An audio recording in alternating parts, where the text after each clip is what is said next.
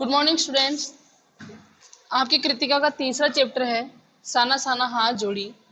मधु काकरिया इसकी लेखिका है। ये एक यात्रा वृतांत है। जब लेखिका यहाँ से घूमने के लिए जाती हैं तो वहाँ पर वो कौन कौन सी चीज़ें देखती हैं, देख के उसे कितना अच्छा लगता है।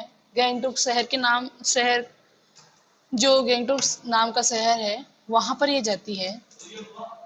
तो अब लेखिका अपने वहाँ के जो उन्होंने देखा तो वहाँ के सारे अनुभव बता रही हैं।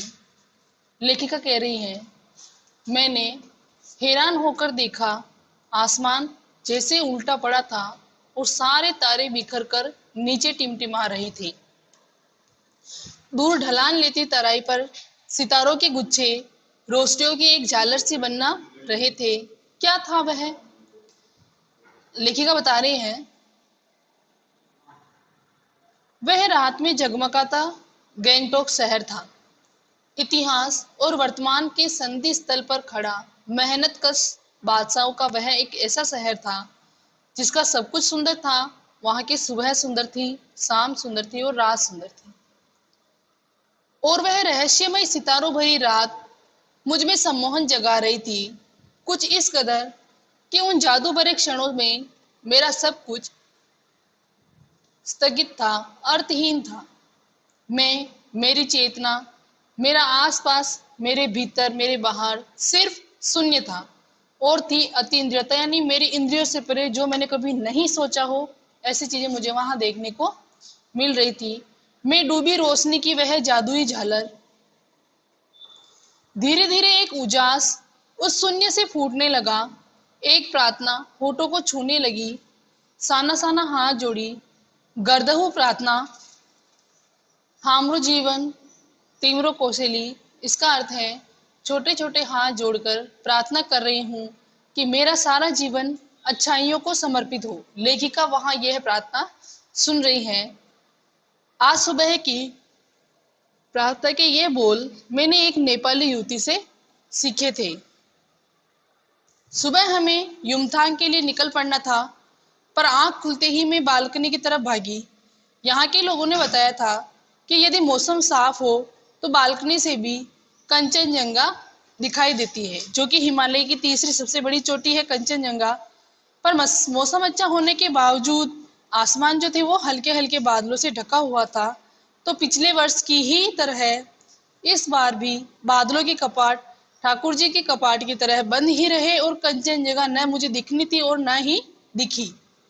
पर सामने ही रकम रकम के रंग बिरंगे इतने सारे दिखाई पड़े कि लगा फूलों के बाग में आ गई हूँ।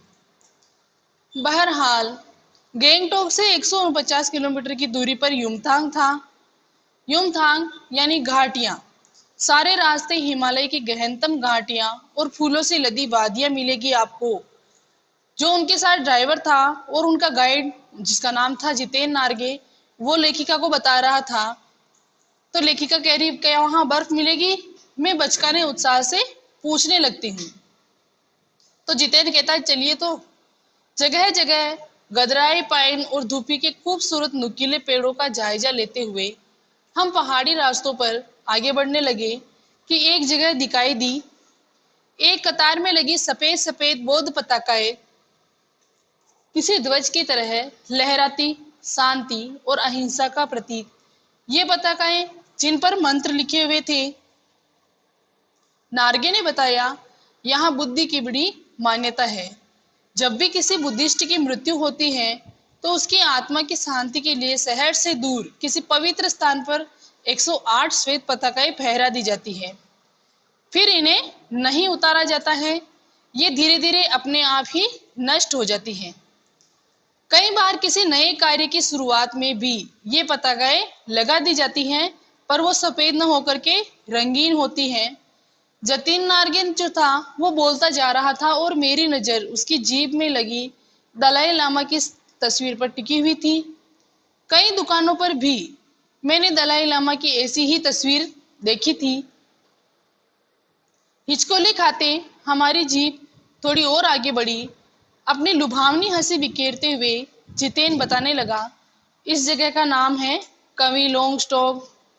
यहाँ गाइड फिल्म की शूटिंग हुई थी। तिब्बत के 30 खे बमसन ने लेपचाओ के सोमेन में से कुंज तेग के साथ संधि पत्र पर यहीं पर हस्ताक्षर किए थे। एक पत्थर यहाँ स्मारक के रूप में भी है। लेपचा और भूटिया सिक्किम की इन दोनों स्थानीय जातियों के बीच चले सुदीर्घ झगड़ों के बाद शांति वार्ता की शुरुआती स्थल, यानी यही स्थल है जहां झगड़ों के बाद शांति वार्ता हुई थी। उन्हीं रास्तों पर मैंने देखा एक कुटिया के भीतर घूमता हुआ चक्र। मैंने पूछा, यह क्या? नार्गे कहने लगा, मैडम, यह धर्म चक्र है, प्रेयर व्हील। इसको घुमाने से सारे पाप धुल जाते हैं। क्या? चाहे मैदान हो या पहाड़, तमाम वैज्ञानिक प्रगतियों के बावजूद इस देश की आत्मा एक जैसी। लोगों की आस्थाएं, विश्वास, अंधविश्वास, उनका पाप पुण्य की अवधारणाएं और कल्पनाएं भी एक जैसी। रफ्ता रफ्ता हम ऊंचाई की ओर बढ़ने लगे। बाजार, लोग, बस्तियां पीछे छूटने लगे। अब परिदृश्य से चलते चलते स्वेटर बुनती नेपाली युवतियां और पीठ पर भारी भरकम कार्टून धोते बोने से दिखते बहादुर नेपाली ओझल हो रहे थे।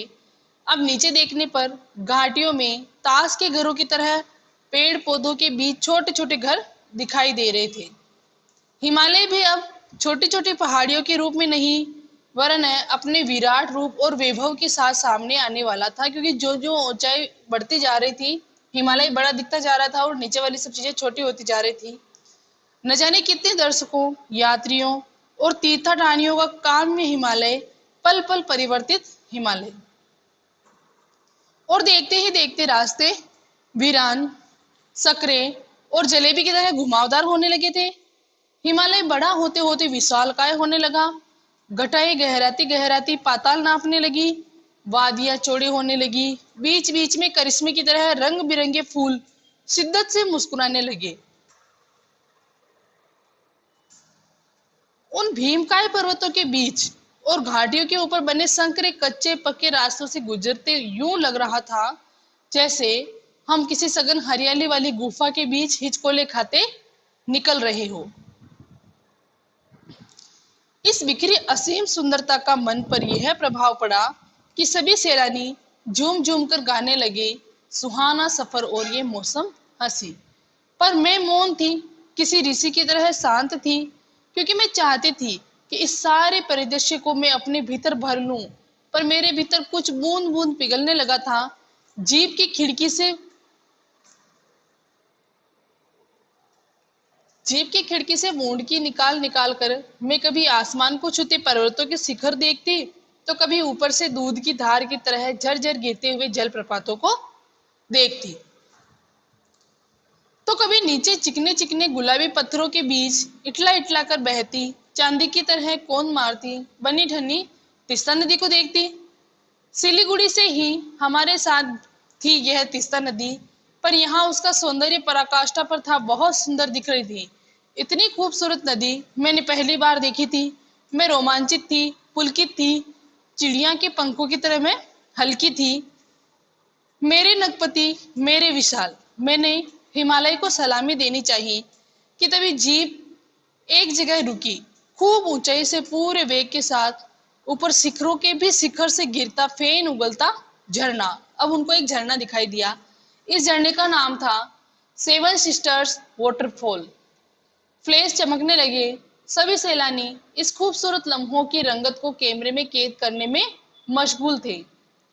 आदिम युग के किसी अभिशप्त राजकुमारी सी मैं भी बेचैन नीचे बिखरे भारी भरकम पत्थरों पर बैठ झरने के संगीत के साथ ही आत्मा का संगीत सुनने लगी। थोड़ी देर बाद ही बहती जलधारा में पांव डुबोया तो भीतर तक भीग गई। अब मेरा मन जो था वो काव्यमय हो उठा, सत्य और सौंदर्य को छूने लगा। जीवन की अनंतता का प्रतीक वह झरना, उन अद्भुत अनूठे क्षणों में मुझ में जीवन की शक्ति का एहसास हो रहा था। इस कदर प्रतीत हुआ कि जैसे मैं स्वयं भी देश और काल की सरहदों से दूर बहती धारा बन बहने लगी हूँ। भीतर की सारी तामसिकताएं, सारी दुष्ट वासनाएं इस निर्मल धारा में बह गई। मन हुआ कि अनंत समय तक ऐसे ही बहती रहूं, सुनती रहूं इस झरने की पुकार को। पर जितेन मुझे ढेलने लगा, आगे इससे भी सुंदर नजारे मिलेंगे। तो अनमनी से मेरा मन नहीं था, फिर भी अनमनी से मैं उठी। थोड़ी देर बाद ही फिर वही नजारे आंखों और आत्मा को सुख देने वाले। कहीं चटक, कहीं हरा रंग, कहीं मोटा कालीन ओढ़े, तो कहीं हल्का पीलापन लिए, कहीं प्लस्तर उखड़ी दीवार की तरह पथरीला। देखते ही देखते परिदृश्य से सब छू मंतर, जैसे किसी ने जादू की छड़ी घुमा दी हो। सब पर बादलों की एक मोटी चादर, सब कुछ बादल में सा हो गया था। चित्र लिखित सी मैं माया और छाया के इस अनूठे खेल को भर भर आंखों देखती ही जा रही थी। प्रगति जैसे मुझे सयानी बनाने के लिए जीवन रहस्यों का उद्घाटन करने लगी थी। और धीरे धीरे धुंध की चादर थोड़ी छुटी। अब वहां पहाड़ नहीं, दो विपरीत दिशाओं से आते छाया पहाड़ थे। और थोड़ी देर बाद ही वे छाया पहाड़ अपने श्रेष्ठतम रूप में सामने थे। जीप थोड़ी देर के लिए रुकवा दी गई थी। मैंने गर्दन घुमाई। सब और जैसे जन्नत बिखरी पड़ी थी, जैसे सब और स्वर्ग जैसा दिखने लगा। नजारों की छोर तक खूबसूरती ही खूबसूरती, अपने को निरंतर दे देने की अनुभूति कराते पर्वत, झरने, फूलों, घाटियों और वादियों की दुर्लभ नजारे। वहीं कहीं लिखा था थिंक ग्रीन। आश्चर्य, पल भर में ब्रह्मांड में कितना कुछ घटित हो रहा था। सतत प्रवाहमान झरने, नीचे वेग से बहती तीस्ता नदी, सामने उड़ती धूल, ऊपर मंडराते आवारा बादल, मध्यम मध्यम हवा में हिलोरे लेते प्रियोता और रोडोडेंड्रों के फूल, सब अपनी अपनी लय में, अपनी तान में, अपने प्रवाह में बह रहे थे। चेरवेती चेरवेती। और इस समय इसी सतत प्रवाह में तिनके सा बहता हुआ हमारा वजूद। पहली बार एहसास हुआ जीवन का आनंद है यही चलानमान सौंदर्य। संपूर्णता के उन क्षणों में मन इस बिखरे सौंदर्य से इस कदर एकात्म हो रहा था कि ईश्वर के निकट थी। सुबह सीखी प्रार्थना फिर होठों को छूने लगी, साना साना हाथ जोड़ी कि तभी वह अतीन्द्रिय संसार खंड खंड हो गया। हमारा महाभाव सुख की टहनी सा टूट गया। दरअसल मंत्रमुग्ध सी में तंद्रिल अवस्था में ही थोड़ी दूर तक निकल आई थी कि अचानक पांव पर ब्रेक सी लगी, जैसे समाधिस्थ भाव में नृत्य करती किसी आत्मलीन नृत्यांगना के नुपुर अचानक टूट गए हो। मैंने देखा इस अद्वितीय सौंदर्य से निरपेक्ष कुछ पहाड़ी औरतें पत्थरों पर बैठी पत्थर तोड़ रही थी। यानी मैं कितनी अच्छी अच्छी भावनाओं में, अच्छी अच्छी ख्वाबों में खोई हुई थी कि अचानक मेरे ख्वाब कैसे टूटे, जैसे कोई नृत्यांगना के नूपुर, उनके घुंघरू टूट जाते हैं। और मैंने एक अद्वितीय सौंदर्य देखा। मैंने क्या देखा? पहाड़ी औरतें पत्थरों पर बैठी हुई पत्थर को तोड़ रही थी।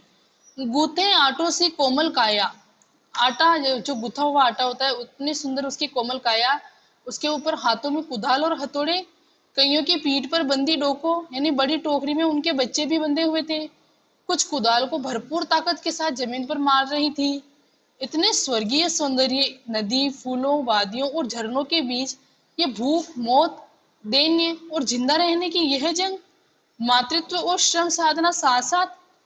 वहीं पर खड़े बीआरओ, जो कि बोर्ड रोड ऑर्गेनाइजेशन के एक कर्मचारी से मैंने पूछा, यह क्या हो रहा है? उसने चुगलबाजी के अंदाज में बताया, जिन रास्तों से गुजरते हुए आप हिम शिखरों से टक्कर लेने जा रही हैं, उन्हीं रास्तों को ये पहाड़ियां चौड़ा बना रही हैं।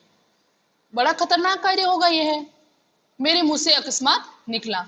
वह संजीदा हो गया, कहने लगा, पिछले महीने तो एक की जान भी चली गई थी। बड़ा दुस्साध्य कार्य है पहाड़ों पर रास्ता बनाना। पहले डायनामाइट से चट्टानों को उड़ा दिया जाता था है, फिर बड़े बड़े पत्थरों को तोड़ मोड़ कर एक आकार के छोटे छोटे पत्थरों में बदला जाता है।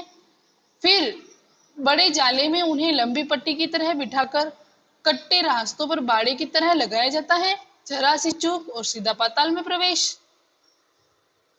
और तभी मुझे ध्यान आया, इन्हीं रास्तों पर एक जगह सिक्किम सरकार का बोर्ड लगा था, जिस पर बड़े बड़े अक्षरों में लिखा था, ever wondered who defied there to build these roads। आप ताज्जुब करेंगे, पर इन रास्तों को बनाने में लोगों ने मौत को झुटलाया है। एकाएक मेरा मानसिक चैनल बदला, मन पीछे घूम गया। इसी प्रकार एक बार पलामू और गुमला के जंगलों में देखा था। पीठ पर बच्चे को कपड़े से बांधकर पत्तों की तलाश में वन वन डोलती आदिवासी युवतियां। उन आदिवासी युवतियों के फूले हुए पांव और इन पत्थर तोड़ती पहाड़ियों के हाथों में पड़े ठाटे एक ही कहानी बता रहे थे कि आम जिंदगियों की कहानी हर जगह एक जैसी ही होती है। सारी भलाई एक तरफ, सारे आंसू, अभाव, यातना, वंचना एक तरफ, और तभी मेरी सहयात्री मणि और जितेन मुझे खोजते खोजते वहां तक आ गए थे। मुझे गमगीन देख जितेन कहने लगा, मैडम, ये मेरे देश की आम जनता है, इन्हें तो आप कहीं भी देख लेगी। आप इन्हें नहीं, पहाड़ों की सुंदरता को देखिए, जिसके लिए आप इतने पैसे खर्च करके यहाँ पर आई हैं। ये देश की आम जनता नहीं, जीवन का प्रति संतुलन भी है, ये वेस्ट एट रिपेइंग है। कितना कम लेकर ये समाज को कितना अधिक वापस लौटा देती है। मन ही मन मैंने सोचा। हम वापस जीप की ओर मुड़ने लगे कि तभी मैंने देखा वे श्रम सुंदरिया किसी बात पर इस कदर खिलखिलाकर हंस पड़ी कि जीवन लहरा उठा था और वह सारा खंडहर ताजमहल बन गया था। हम लगातार ऊंचाइयों पर चढ़ते जा रहे थे। जितेन बता रहा था, अब हम मोड़ पर हेयर पिन बैंड लेंगे और तेजी से ऊंचाई पर चढ़ते जाएंगे। हेयर पिन बैंड के ठीक पहले एक पड़ाव पर देखा 7-8 वर्ष की उम्र के ढेर सारे पहाड़ी बच्चे स्कूल से लौटे थे और हमसे लिफ्ट मांग रहे थे। जितेन ने बताया, हर दिन 3-3.5 किलोमीटर की पहाड़ी चढ़ाई चढ़कर ये बच्चे स्कूल जाते हैं। क्या स्कूली बस नहीं? मणि के पूछने पर जितेन हंस पड़ा, मैडम, यह मैदानी नहीं, पहाड़ी इलाका है। मैदान की तरह यहाँ कोई भी आपको चिकना वर्बीला नहीं मिलेगा। यहाँ जीवन कठोर है। नीचे तराई में ले देकर एक ही स्कूल है, तो दूर दूर से बच्चे उसी स्कूल में जाते हैं। और सिर्फ पढ़ने ही नहीं, इनमें से अधिकांश बच्चे शाम के समय अपनी माओं के साथ मवेशियों को चराते हैं, पानी भरते हैं, जंगल से लकड़ियों के भारी भारी गट्ठर ढोते हैं। खुद मैंने भी ढोए हैं। खतरा अब धीरे धीरे बढ़ने लगा था। रास्ते और भी सकरे होते जा रहे थे। कई बार लगता जैसे रास्तों को इंच टेप से नाप कर एक जीप जितना ही चौड़ा बनाया गया है कि जरा से भी संतुलन बिगड़े, इंच भर भी जीप इधर उधर खिसके तो हम सीधे घाटियों में। इन रास्तों पर जगह जगह लिखी चेतावनियां भी हमें खतरों के प्रति सजग कर रही थी। सामने ही लिखा था, धीरे धीरे चलाए, घर में बच्चे आपका इंतजार कर रहे हैं। थोड़ा और आगे बढ़े कि फिर एक चेतावनी, बी केयरमैन इट अराउंड। पर हमें नरभक्षी जानवर नहीं, दूध देने वाले याक दिखे थे। काले काले ढेर सारे याक, पहाड़ों पर गिरती बर्फ से प्राकृतिक ढंग से रक्षा करने वाले घने घने बालों वाले याक। सूरज ढलने लगा था। हमने देखा कुछ पहाड़ती औरतें गायों को चराकर वापस लौट रही थी। कुछ के सिर पर लड़कियों के भारी भरकम गट्ठर थे। ऊपर आसमान फिर धुंध और बादलों से घिरा हुआ था। तो उतरते संध्या में जीप अब चाय के बागानों से गुजर रही थी कि फिर एक दृश्य ने मुझे खींचा। नीचे चाय के हरे भरे बागानों में कई युवतियां बोकू पहने, यानी सिक्कमी परिधान जो होता है, चाय की पत्तियां तोड़ रही थी। नदी की तरह उफान लेता उनका यौवन और श्रम से दमकता उसका गुलाबी चेहरा। एक युवती ने चटक लाल रंग का बोकू पहन रखा था। सघन हरियाली के बीच लाल रंग डूबते सूरज की स्वर्णिम सात्विक आभा में कुछ इस कदर इंद्रधनुष से छटा बिखेर रहा था कि मंत्र मुग्ध सी में चीख पड़ी थी, इतना अधिक सौंदर्य मेरे लिए ऐसा ही है, मैं सहन नहीं कर सकती हूँ। इतनी सुंदर वो वहां का परिदृश्य लग रहा था। युमथांग पहुंचने के लिए हमें रास्ते भर लायुंग में पड़ाव लेना पड़ा। गगनजुम्बी पहाड़ों के तल में सांस लेती एक नन्ही सी शांत बस्ती लायुंग। सारे दौड़ धूप से दूर जिंदगी जहां निश्चिंत सो रही थी, उसी लायुंग में हम ठहरे थे। तिस्ता नदी के तीर पर बसे लकड़ी के एक छोटे से घर में। मुंह हाथ धोकर मैं तुरंत ही तिस्ता नदी के किनारे बिखरे पत्थरों पर बैठ गई थी। सामने बहुत ऊपर से बहता झरना नीचे कलकल बहती तीस्ता में मिल रहा था। मध्यम मध्यम हवा बह रही थी, पेड़ पौधे झूम रहे थे, गहरे बादलों की परत ने चांद को ढक रखा था। बाहर परिंदे और लोग अपने घरों को लौट रहे थे। वातावरण में अद्भुत शांति थी। मंदिर की घंटियों सी, घुंघरुओं की झुंझुनाहट सी आंखें अनायास भर आई। ज्ञान का नन्हा सा बोधिसत्व जैसे भीतर उगने लगा। वही सुख शांति और सुकून है जहाँ अखंडित संपूर्णता है। पेड़ पौधे पशु आदमी सब अपनी अपनी लय ताल और अपनी गति में है। हमारी पीढ़ी ने प्रकृति को इस लय ताल और गति से खिलवाड़ कर अक्षम्य बहुत अपराध किया है। हिमालय अब मेरे लिए कविता ही नहीं, दर्शन बन गया है। अंधेरा होने के पहले ही किसी प्रकार डगमगाती शिलाओं और पत्थरों से होकर तीस्ता नदी की धार तक पहुंची। बहते पानी को अपनी अंजुलि में भरा तो अतीत भीतर धड़कने लगा। स्मृति में कौंधा। हमारे यहाँ जल को हाथ में लेकर संकल्प किया जाता है। क्या संकल्प करूं? पर मैं संकल्प की स्थिति में भी नहीं थी। भीतर थी एक प्रार्थना, एक कमजोर व्यक्ति की प्रार्थना। भीतर का सारा हलाहल, सारी तामसिकताएं बह जाए। इसी बहती धारा में रात धीरे धीरे गहराने लगी। हिमालय ने काला कंबल ओढ़ लिया था। जितेन ने लकड़ी के बने खिलौने से उस छोटे से गेस्ट हाउस में गाने की तेज धुन पर जब अपने संगी साथियों के साथ नाचना शुरू किया, तो देखते ही देखते एक आदिम रात्रि की महक से, परियों की कहानी सी मोहक वह रात महक उठी। मस्ती और मादकता का ऐसा संक्रमण हुआ कि एक एक कर हम सभी सैलानी गोल गोल घेरा बनाकर नाचने लगे। मेरी 50 वर्षीय सहेली मणि ने कुमारियों को भी मात देते हुए वो शानदार जानदार नृत्य प्रस्तुत किया कि हम सब आश्चर्यचकित अवाक उसे ही देखते रह गए। कितना आनंद भरा था उसके भीतर, कहाँ से आता था इतना आनंद। लायून की सुबह बेहद शांत और सुरम्य तीस्ता नदी की शांत धारा के समान ही कलकल कर बहती हुई। अधिकतर लोगों की जीविका का साधन पहाड़ी आलू, धान की खेती और दारू का व्यापार था। सुबह मैं अकेले ही टहलने निकल गई थी। मैंने मैंने उम्मीद थी कि यहाँ मुझे बर्फ मिलेगी, पर अप्रैल के शुरुआती महीने में यहाँ बर्फ का एक कतरा भी नहीं था। यदि भी हम सी लेवल से 14,000 फीट की ऊंचाई पर थे। मैं बर्फ देखने के लिए बेचैन थी। हम मैदानों से आए लोगों के लिए बर्फ से ढके पहाड़ किसी जन्नत से कम नहीं होते। वहीं पर घूमते हुए एक सिक्किमी नवयुवक ने मुझे बताया कि प्रदूषण के चलते स्नोफॉल लगातार कम होती जा रही है, पर यदि मैं कटाव चले जाऊं तो मुझे वहां सर्दियां बर्फ मिल जाएगी। कटाव यानी भारत का स्विट्जरलैंड। कटाव जो कि अभी तक टूरिस्ट स्पॉट नहीं बनने के कारण सुर्खियों में भी नहीं आया है और अपने प्राकृतिक स्वरूप में ही था। कटाव जो लायुंग से 500 फीट ऊंचाई पर था और करीब 2 घंटे का सफर था। वह नवयुवक मुझसे बतिया रहा था और उसकी घरवाली अपने छोटे से लड़की के घर के बाहर हमें उत्सुकता पूर्वक देख रही थी कि तभी गाय ने आकर बाहर ठेले में रखा हुआ उसका महुआ गुड़ो कर लिया था और मीठी झिड़कियां देकर उसने गाय को भगा दिया। उम्मीद, आवेश और उत्तेजना के साथ अब हमारा सफर कटाऊ की ओर। कटाऊ का रास्ता और खतरनाक था। उस पर धुंध और बारिश। जितेन लगभग अंदाज से ही गाड़ी चला रहा था। पहाड़, पेड़, आकाश, घाटियां घाटियां सब पर बादलों की परत। सब कुछ बादल में। बादलों को चीर कर निकलती हमारी जीप खतरनाक रास्तों के एहसास ने हमें मौन कर दिया था। हम किसी से कुछ नहीं बोल रहे थे और उस पर भी बारिश। एक चूक और सब खलास। सांस रोके हम धुंध और फिसलन भरे रास्ते पर संभल संभल कर आगे बढ़ते जीप को देख रहे थे।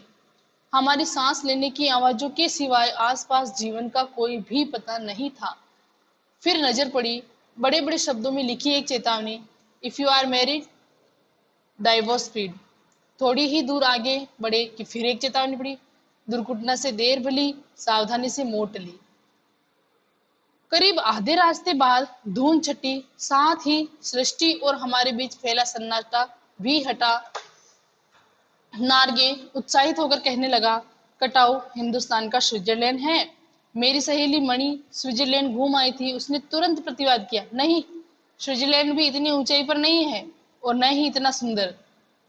हम कटाव के करीब आ रहे थे क्योंकि दूर से ही बर्फ से ढके पहाड़ दिखने लगे थे। पास में जो पर्वत थे वे आधे हरे काले दिख रहे थे। लग रहा था जैसे किसी ने इन पहाड़ों पर पाउडर छिड़क दिया हो। कहीं पाउडर बची रह गई हो और कहीं वह धूप में बह गई हो। नारके ने उत्तेजित होकर कहा, देखिए एकदम ताजा बर्फ है, लगता है रात में ही गिरी है यह बर्फ। थोड़ा और आगे बढ़ने पर अब हमें पूरी तरह बर्फ से ढके पहाड़ दिख रहे थे। साबुन की झाग की तरह सब और गिरी हुई बर्फ। मैं जीप की खिड़की से मुड़ी निकाल निकाल कर दूर दूर तक देख रही थी, चांदी से चमकते हुए पहाड़ों को। एकाएक जितेन ने पूछा, कैसा लग रहा है? मैंने जवाब दिया, राम रोचो। वह उछल पड़ा, अरे यह नेपाली बोली कहाँ से सीखी? अपनी भाषा के गर्व से उसकी आंखें चमक उठी, चेहरा इतराने लगा और तभी किसी चमत्कार की तरह हल्की हल्की बर्फ एकदम महीन महीन मोती की तरह गिरने लगी। तिमरो माया सेंधे मलाई सताऊ छो, यानी तुम्हारा प्यार मुझे सदैव रुलाता है। चाहूं और बिखरी यह बर्फीली सुंदरता जितेन के मन पर भी थाप लगाने लगी थी। प्रेम की झील में तैरते हुए झूम झूम कर गाने लगा था वह। हम सभी सैलानी अब जीप से उतरकर बर्फ पर कूदने लगे थे। यहाँ बर्फ सर्वाधिक थी, घुटनों तक नरम नरम बर्फ।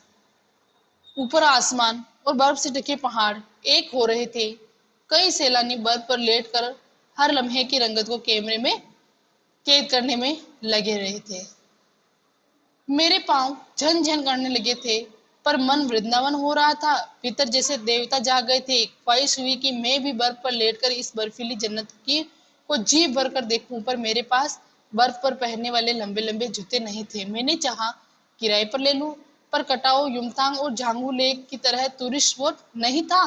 तो इस कारण यहाँ झांगू की तरह दुनिया भर की तो क्या एक भी दुकान भी नहीं थी। खैर, दनादन फोटो खिंचवाने के बजाय मैं उस सारे प्रदर्शन को अपनी भीतर लगातार खींच रही थी, जिससे महानगर के डार्क रूम में इसे फिर देख सकूं। संपूर्णता के उन क्षणों में यह हिम शिखर मुझे मेरे आध्यात्मिक अतीत से जोड़ रहे थे। शायद ऐसी ही विभोर कर देने वाली दिव्यता के बीच हमारे ऋषि मुनियों ने वेदों की रचना की होगी। जीवन सत्य को खोजा होगा, सर्वे भवन्तु सुखिनः का महामंत्र पाया होगा। अंतिम संपूर्णता का प्रतीक वह सौंदर्य ऐसा कि बड़ा से बड़ा अपराधी भी इसे देख ले तो क्षणों के लिए ही सही उसके अंदर करुणा का अवतार बुद्ध बन जाए वो। तभी दिमाग में कौंधा कि मिल्टन ने ईव की सुंदरता का वर्णन करते हुए लिखा था कि शैतान भी उसे देखकर ठगा सा रह जाता था और दूसरों का अमंगल करने की वृत्ति भूल जाता था। मैंने मणि से पूछा, क्या उसने पढ़ी है मिल्टन की कविता? पर मणि उस समय किसी दूसरे ही सवाल से जूझ रही थी। वह एकाएक दार्शनिकों की तरह कहने लगी, ये हिम शिखर जल स्तंभ है पूरे एशिया के। देखो, प्रकृति भी किस नायाब ढंग से सारा इंतजाम करती है। सर्दियों में बर्फ के रूप में जल को संग्रह कर लेती है और गर्मियों में पानी के लिए जब त्राही त्राही मचती है तो यही बर्फ शिलाएं पिघल पिघल कर जलधारा बन हमारे सूखे कंठों को तरावत पहुंचाती है। कितनी अद्भुत व्यवस्था है जल संचय की। मणि ने अभिभूत हो माथा नवाया। जाने कितना ऋण है हम पर इन नदियों का, हिम शिखरों का। संसार कितना सुंदर है। स्वप्न जगाते उन लम्हों से मैंने सोचा, पर तभी उदासी की एक झिनी सी परत मुझ पर छा गई।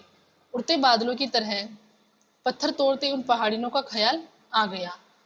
आत्मा की अनंत परतों को छीलता हुआ हमारा यह सफर थोड़ा और आगे बढ़ा कि तभी देखा इक्की दुक्की फौजी छावनियां। ध्यान आया, यह बॉर्डर एरिया है। थोड़ी दूरी पर ही चीन की सीमा है। एक फौजी से मैंने कहा, इतनी कड़कड़ाती ठंड में, उस समय तापमान -15 डिग्री सेल्सियस था, आप लोगों को बहुत तकलीफ होती होगी वहां। वह हंस दिया, एक उदास हंसी। आप चैन की नींद सो सके इसलिए तो हम यहाँ पहरा दे रहे हैं। फेरी बेटुला, फिर मिलेंगे, कहते हुए जितेन ने जीप चालू कर दी। थोड़ी देर बाद ही फिर दिखी एक फौजी छावनी जिस पर लिखा था, we give our today for your tomorrow. फिर मन उदास हो गया, भीतर कुछ पिघलने लगा। महानगर में रहते हुए कभी ध्यान ही नहीं आया जिन बर्फीले इलाकों में वैशाख के महीने में भी 5 मिनट में भी हम ठिठुरने लगे थे, हमारे ये जवान होश और मार्ग में भी जबकि सिवाय पेट्रोल के सब कुछ जम जाता है, तैनात रहते हैं। और जिन संकरे घुमावदार और खतरनाक रास्तों से गुजरने भर में हमारे प्राण कांप उठते हैं, उन रास्तों को बनाने में जाने कितनों के जीवन अपनी मियाद के पूर्व ही खत्म हो गए हैं। मेरे लिए यह यात्रा सचमुच एक खोज यात्रा थी। पूरा सफर चेतना अंतरात्मा में हलचल मचाने वाला था। बहरहाल अब हम लायुंग वापस लौटकर फिर युमतांग की ओर। जितेन कुछ दिन पूर्व ही नेपाल से ताजा ताजा आया था। युमतांग की घाटियों में एक नया आकर्षण और जुड़ गया था। ढेरों ढेर प्रियोता और रोडोडेड्रो के फूल। जितेन बताने लगा, बस 15 दिनों में ही देखिएगा पूरी घाटी फूलों से इस कदर भर जाएगी कि लगेगा फूलों की सेज रखी हो। यहाँ रास्ते अपेक्षाकृत चौड़े थे, इस कारण खतरों का एहसास कम था। इन घाटियों में कई बंदर भी दिखे, कुछ अकेले तो कुछ अपने बाल बच्चों के साथ। बहरहाल घाटियों वादियों पहाड़ों बादलों की आंख मिचौली दिखाती पहाड़ी कबूतरों की उड़ाती हमारी जीप जब युमथांग पहुंची तो हम थोड़े निराश हुए। बर्फ से ढके कटावों के हिम शिखरों को देखने के बाद अब युमथांग हमें थोड़ा सा फीका लगा और यह भी एहसास हुआ कि मंजिल से कहीं ज्यादा रोमांचक होता है मंजिल तक का सफर। बहरहाल युमथांग में चिप्स बेचती एक सिक्किमी युवती ने मैंने पूछा, क्या तुम सिक्किमी हो? नहीं, मैं इंडियन हूँ, उसने जवाब दिया। सुनकर बहुत अच्छा लगा। सिक्किम के लोग भारत में मिलकर बहुत खुश हैं। जब सिक्किम स्वतंत्र रजवाड़ा था तब टूरिस्ट उद्योग इतना नहीं फला फूला था। हर एक सिक्किमी भारतीय आबो हवा में इस कदर घुल मिल गया है कि लगता ही नहीं कि कहीं सिक्किम भारत में नहीं था। जीप में बैठने को हुए कि एक पहाड़ी कुत्ते ने रास्ता काट दिया। मणि ने बताया, ये पहाड़ी कुत्ते हैं, ये भौंकते नहीं हैं, ये सिर्फ चांदनी रात में ही भौंकते हैं। क्या?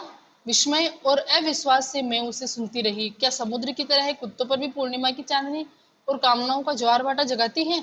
खैर, लौटती यात्रा में जीप में भी जितेन हमें रकम रकम की जानकारियां देता रहा। मैडम, यहाँ एक पत्थर है जिस पर गुरु नानक के फुटप्रिंट हैं। कहते हैं यहाँ गुरु नानक की थाली से चौड़े चौड़े से चावल चिटक कर बाहर थोड़े से चावल चिटक कर बाहर गिर गए थे। जिस जगह चावल चिटक कर गिरे थे वहां चावल की खेती होती है। करीब 3-4 किलोमीटर बाद ही उसने फिर उंगली दिखाई। मैडम, इसे खेदूम कहते हैं। यह पूरा लगभग 1 किलोमीटर का एरिया है। यहाँ देवी देवताओं का निवास है। यहाँ जो गंदगी फैलाएगा वह मर जाएगा। तुम लोग पहाड़ों पर गंदगी नहीं फैलाते? उसने जीभ निकालते हुए कहा। नहीं मैडम, पहाड़ नदी झरने हम इनकी पूजा करते हैं और इन्हें गंदा करेंगे तो हम मर जाएंगे। तभी गैंगटोक इतना सुंदर है, मैंने कहा। गैंगटोक नहीं मैडम, गंतोक कहिए। इसका असली नाम गंतोक है। गंतोक का मतलब है पहाड़। मैं कुछ पूछती कि फिर वह चालू हो गया। मैडम, युमथांग भी पहले टूरिस्ट स्पॉट नहीं था। यह तो सिक्किम जब भारत में मिला तो उसके भी कई वर्षों बाद भारतीय आर्मी के कप्तान शेखर दत्ता के दिमाग में आया कि यहाँ से फौजियों को रखकर क्या होगा। गाड़ियों के बीच रास्ते निकालकर इसे टूरिस्ट स्पॉट बनाया जा सकता है। आप देखिए, अभी भी रास्ते बन रहे हैं। हाँ, रास्ते अभी भी बन रहे हैं। नए नए स्थानों की खोज अभी भी जारी है। शायद मनुष्य की इसी असमाप्त खोज का नाम सौंदर्य है। और मन ही मन में कहती हूँ और जीव आगे बढ़ने लगती है। 16 ही क्वेश्चन आपको करने हैं। Thank you.